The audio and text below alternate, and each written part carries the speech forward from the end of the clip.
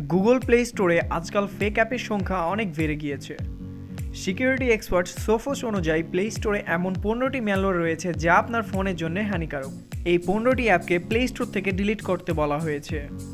এই অ্যাপগুলিতে ম্যালিকিয়াস সফটওয়্যার পাওয়া গেছে যা ইউজারদের ফোন থেকে ডেটা চুরি করতে পারে।